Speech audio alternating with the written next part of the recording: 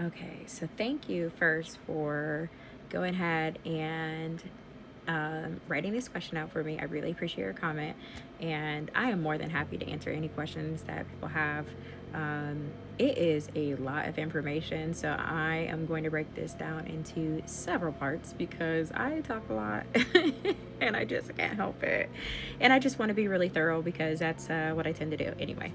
So, the first part of your first question is, um, did I have a clinical diagnosis or was I self identified?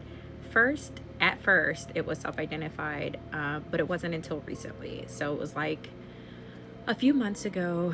I want to say around June, July area, where I was like, okay, there's some things really different about me, and um, and I had hit this point of burnout that was really uprooting my life. I had already been in burnout for like over a year, and it was just so disruptive to my life. The symptoms, just not being able to function right, or just like enjoy time, period. So I just, I was like, I need to do some research. I need to find out like what's going on with me. And that's essentially what happened. I started with my ADHD because I had always been diagnosed with ADHD. And what I was diagnosed with prior to my autism diagnosis was manic depression and anxiety and just depression, generalized depression. And I knew that there was more to it than that. Like this, I cannot be like this like my whole life. And like I couldn't understand like some of like why it was lasting as long as it did.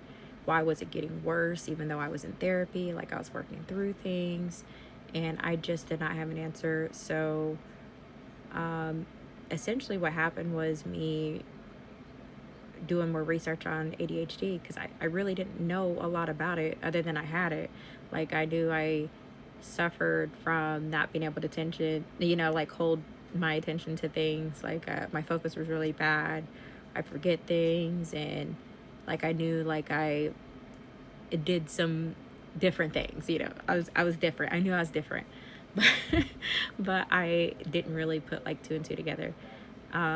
So essentially, when I started to do that deep dive into the ADHD, that's like I started seeing more things in my algorithm, like even during research of it of ADHD also being linked with autism, and then and I just didn't know enough about autism at the time. I have a brother that's autistic, and so like that was like my reference guide as to what autism was, and like other people that I've met that are autistic, um and I felt like they were different from me because they are. Like their level of support is different.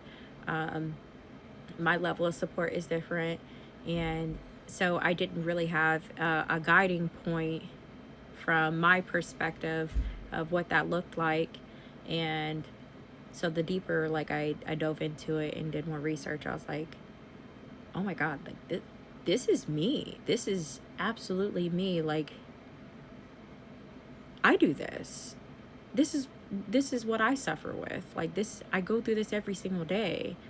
And it was really validating. It was really eye-opening to finally realize that. And so I took the extra step with going ahead and getting the testing done.